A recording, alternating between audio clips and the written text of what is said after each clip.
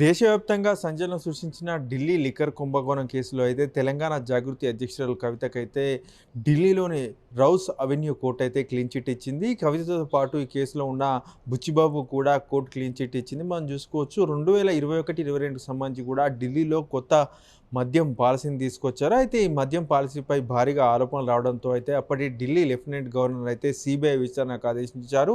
Case నమోదు చేసిన CBI అయితే అంటే ఏదో కొత్త మద్యం పాలసీ విధానంలో అయితే ఇది మద్యం పాలసీ వ్యాపారులకు అనుకూలంగా ఉంది.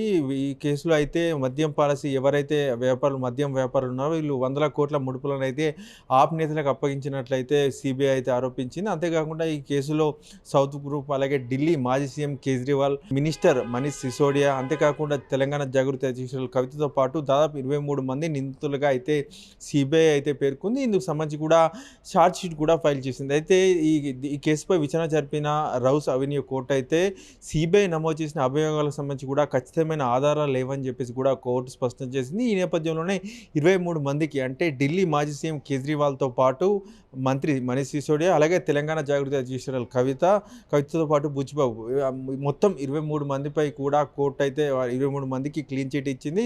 సో వీళ్ళకి సంబంధించి కూడా ఎలాంటి ఆధారాలు లేవు. వాళ్ళపై అభియోగాలు నమోదు చేశారు కానీ అవి నిరూపించేదానికి సరైన ఆధారాలు లేవని చెప్పేసి కూడా రౌస్ అవెన్యూ కోర్టు అయితే పేర్కొంది. మనం చూసుకోవచ్చు 2021, 22కి సంబంధించి కూడా అప్పుడు కొత్త మద్యం పాలసీ తెచ్చిన తర్వాత సిబిఐ విచారణ జరిగింది. ఆ తర్వాత ఢిల్లీ మాజీ సీఎం అరవింద్ కేజ్రీవాల్‌ను కూడా అరెస్ట్ చేశారు. ఆయన కొద్ది నెలల పాటు కూడా జైల్లో ఉండాల్సి వచ్చింది. అంతేకాకుండా తెలంగాణ జాగృతి అధ్యక్షురాలు కవిత కూడా కొద్ది నెలల పాటు జైల్లో ఉండాల్సి వచ్చింది. ఈ నేపథ్యంలో ఆమెపై కూడా భారీగా ఆరోపణలు వచ్చింది.